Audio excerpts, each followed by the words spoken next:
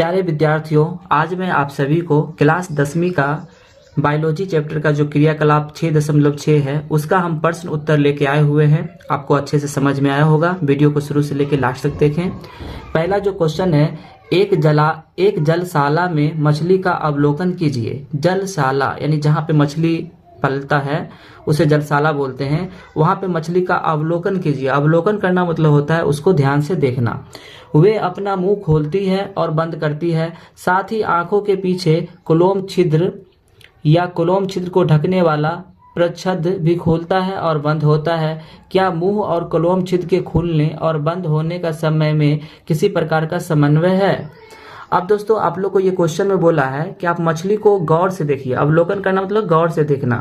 गौर से देखिए कि मछली का जब मुंह खुलता है तो उसका जो आंख में जो छिद्र है या उसके आंख का जो परत है वो भी जैसे ही मुंह खुलता है वैसे वो भी खुलता है, या दोनों में खुलने का टाइमिंग अलग है? ये आपका क्वेश्चन पूछा है। तो इसका आंसर हो जाएगा हाँ, वे बारी बारी से खुलते हैं तथा बंद होते हैं। यानी उसका जब मुंह खुलता है तो वो आंख नहीं खुलता है, और जब आंख खुलता है तो मुंह नहीं खुलता है, यानी बारी बारी से खुलता है। तो पहला क्वेश्चन का आपको आंसर पता चल गया। दूसरा क्वेश्चन है, गिनती कर कि मछली 1 मिनट में कितनी बार मुंह खोलती है और बंद करती है। अब आपको गिनना है कि मछली 1 मिनट में यानी 60 सेकेंड में वो कितने बार अपना मुंह खोलती है और कितने बार वो अपना मुंह बंद करती है। तो मुंह का खोलना तथा बंद होना अलग अलग मछलियों में तथा विभिन्न प्रकार की मछलियों में भिन्न भिन्न होता है। छात्रों को सलाह दी जाती है कि वो स्वयं करें। अब दोस्तों, यहाँ पे आपको आंसर नहीं दिया है क्योंकि जो बड़ी मछली होगा वो अलग मुंह खोलेगा, जो छोटी मछली होगा वो अलग खोलेगा, जो कमजोर मछली है वो अलग मुंह खोलेगा, है ना।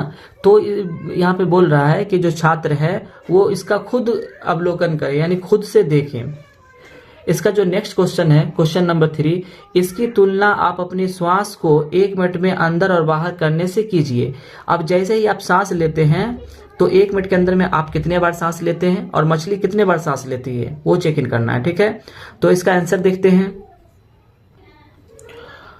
मछली हमारी तुलना में अधिक तेज श्वसन करती है क्योंकि वायु की तुलना में पानी में कम ऑक्सीजन होती है। अब इसका आंसर देखिए, मछली जो होता है हमारी तुलना में अधिक बार सांस लेती है क्योंकि पानी में क्या होता है, ऑक्सीजन की मात्रा कम होती है, जिसको सांस जब लेती है तो उसे ऑक्सीजन पूर्ण रूप से नहीं मिलती है, इसलिए वो बार बार अधिक मात्रा में वो सांस लेती है, ठीक है। अब चलते हैं इसका नेक्स्ट क्वेश्चन आंसर चैप्टर का। श्वसन के लिए ऑक्सीजन प्राप्त करने की दिशा में एक जलीय जीव की अपेक्षा स्थलीय जीव किस प्रकार लाभप्रद है। यानी सांस लेने के लिए एक पानी में रहने वाला जीव और एक पृथ्वी पर रहने वाला जीव किसको लाभप्रद है, मतलब किसको लाभ है ना। पानी में रहने वाला जीव लाभान्वित है या पृथ्वी पर रहने वाला जीव लाभान्वित है।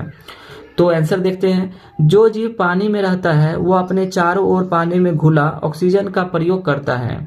चूंकि पानी में घुली हुई ऑक्सीजन की मात्रा बहुत कम होती है, अतः जलीय जीव में श्वसन दर अधिक होता है। यानी पानी में ऑक्सीजन की मात्रा कम होती है, जिसके कारण जो जलीय जीव होते हैं वो बार बार सांस लेते हैं, अधिक मात्रा में सांस लेते हैं। स्थलीय जीव पर्याप्त ऑक्सीजन वाले वातावरण में सांस लेते हैं, अतः जलीय जीवों की तुलना में स्थलीय जीवों की जो श्वसन दर होती है काफी कम होती है।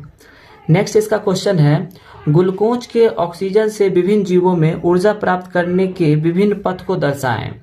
तो जो ग्लूकोज से जो ऑक्सीजन जो प्राप्ति होती है, ये पहला होता है अवायवीय श्वसन, है ना। अवायवीय श्वसन में होता है, दूसरा होता है वायवीय श्वसन, और तीसरा होता है ऑक्सीजन की कमी। तो अवायवीय जो श्वसन होता है उसमें ऑक्सीजन की जो ऊर्जा जो मिलता है वो कम मात्रा में मिलता है, यानी ऑक्सीजन की उसमें अनुपस्थिति होती है, जिसके कारण ऊर्जा कम मात्रा में मिलता है।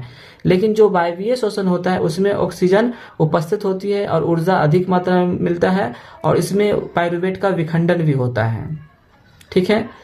और ऑक्सीजन की कमी, जब ऑक्सीजन की कमी होता है, जब खास करके कोई दौड़ कर आता है या व्यायाम किया जाता है तो उस टाइम में हम बार बार सांस लेते हैं, क्योंकि उस टाइम में क्या होता है, हमारे शरीर में ऊर्जा की ज्यादा आवश्यकता होती है, जिसलिए हम बार बार सांस लेते हैं। इसलिए वहां पे क्या होता है, ऑक्सीजन की कमी हो जाती है। नेक्स्ट चलते हैं क्वेश्चन। मनुष्य में ऑक्सीजन तथा कार्बन डाइऑक्साइड का परिवहन कैसे होता है, यानी मनुष्य के शरीर में ऑक्सीजन और कार्बन डाइऑक्साइड का परिवहन कैसे होता है। तो पहला है ऑक्सीजन वहन। श्वसन रंजक यानी हीमोग्लोबिन जो लाल रक्त कोशिकाओं में होता है, फेफड़ों में पहुंची हुई वायु में ऑक्सीजन लेता है। वे ऑक्सीजन को उन ऊतकों में ले जाते हैं जहां ऑक्सीजन की कमी हो जाती है। कार्बन डाइऑक्साइड का वहन। कार्बन डाइऑक्साइड जल में अत्यधिक घुलनशील है, इसलिए इसका हमारे शरीर में ऊतकों से फेफड़ों तथा हमारे रक्त के प्लाज्मा में घुले हुए में वहन करता है, जहां से इसका विसरण रक्त में वायु में होता है और फिर यह नासा द्वार के द्वारा मार्ग में चला जाता है। तो इस प्रकार हमारे शरीर से ऑक्सीजन और कार्बन डाइऑक्साइड का परिवहन होता है। नेक्स्ट क्वेश्चन है, गैसों के विनिमय के लिए मानव फुफ्फुस में अधिकतम क्षेत्रफल को कैसे अभिकल्पित किया जाता है।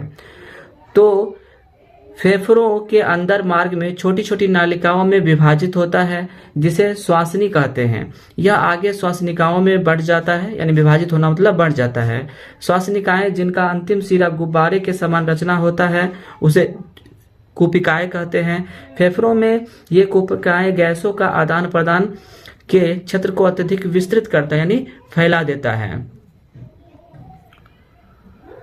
फेफड़ों कूपिकाओं की भित्ति बहुत पतली होती है तथा इनमें अत्यधिक संख्या में रक्त वाहिकाएं होती है, जिसके कारण गैसों का आदान प्रदान सुविधापूर्वक होता है। तो इस प्रकार से गैसों का आदान प्रदान होता है।